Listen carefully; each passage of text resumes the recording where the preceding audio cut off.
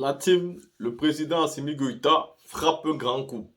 Et oui, nous verrons où l'imam Diko ira encore faire du chantage au président Assimi Goïta. Le président Assimi Goïta vient de mettre un terme à l'accord d'Alger.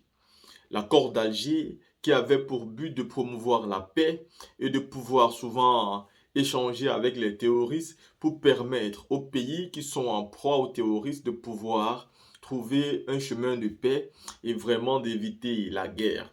Mais ces derniers temps, le gouvernement malien a bien découvert que cet accord d'Alger il n'avait que pour seul bénéficiaire l'Algérie. Comment l'Algérie fait pour toujours avoir les contacts des terroristes? Comment l'Algérie fait pour toujours négocier avec les terroristes aussi facilement? Et à qui profite donc ce crime? Surtout que dernièrement, l'imam Diko a décidé de partir rencontrer le président de l'Algérie, comme si de rien n'était. Et il était très bien content là-bas. On a même les questions à demander à l'imam Diko. Pourquoi lui, il pense que c'est vraiment nécessaire de continuer à discuter avec des personnes qui ne veulent pas discuter? Je veux dire, les terroristes aujourd'hui, est-ce qu'ils veulent vraiment discuter? Quand le président Assimi Goïta est arrivé au pouvoir, il a appelé tout le monde sur la table pour pouvoir discuter. Mais ceci, c'était clairement la voix d'un démocrate, quelqu'un qui voulait écouter tout le monde.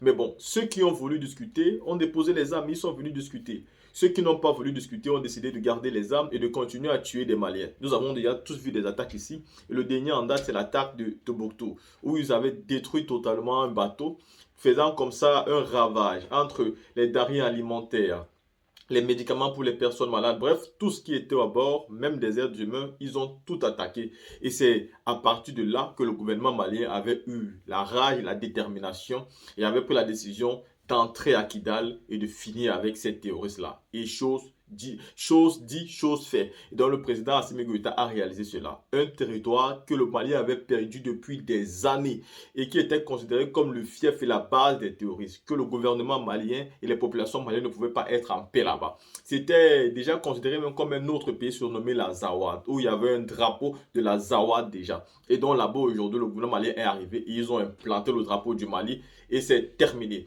Et donc aussi, les accords d'Alger sont aujourd'hui terminés parce que ces accords d'Alger cachent tout simplement une mauvaise fumée derrière. À chaque fois on signe, à chaque fois où il y a des problèmes avec les terroristes, c'est toujours l'Algérie qui négocie, c'est toujours l'Algérie qui part devant, c'est toujours l'Algérie qui prend le premier pas pour négocier, comme si le gouvernement malien lui-même ne pouvait pas discuter ce genre de problème-là. Et dernièrement, en invitant l'imam Diko, pourtant, le gouvernement algérien connaît très bien les rapports du gouvernement actuel du Mali et l'imam Diko. L'imam Diko est allé jusqu'à s'opposer au référendum. Il est allé jusqu'à s'opposer au référendum. Et après la prière à la mosquée, il avait une petite panoplie de personnes qui étaient là, qui l'avaient demandé de voter non.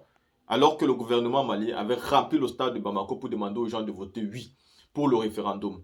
Et M. l'imam Diko était totalement contre. La team, avant de continuer ici, je vous laisse d'abord écouter le porte-parole du gouvernement d'Assimi Goïta. Écoutons ici. Maïga, on est parti. Communiqué numéro 065 du gouvernement de la transition.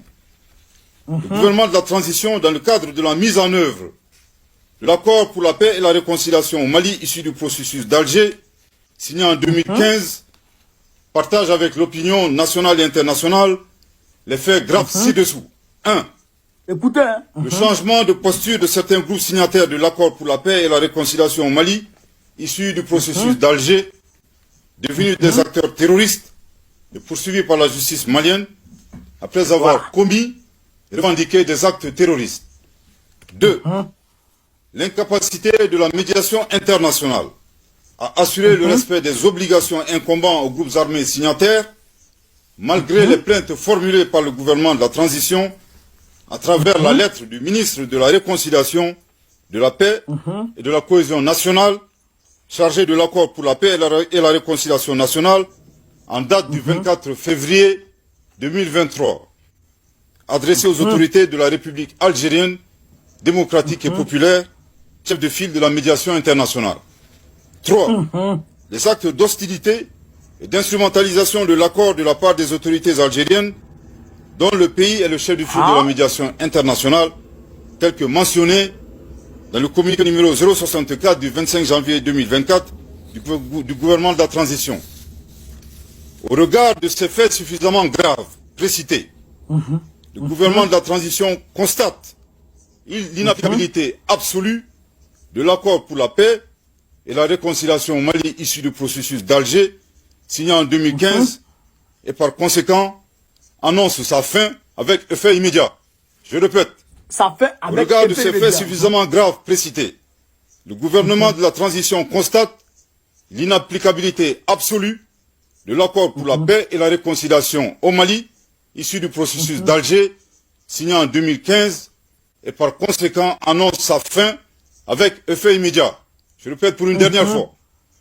Au regard de ces faits suffisamment graves précités, le gouvernement de la transition constate l'inapplicabilité absolue de l'accord pour la paix et la réconciliation au Mali, issu du processus d'Alger, signé en 2015, et par conséquent annonce sa fin avec effet immédiat.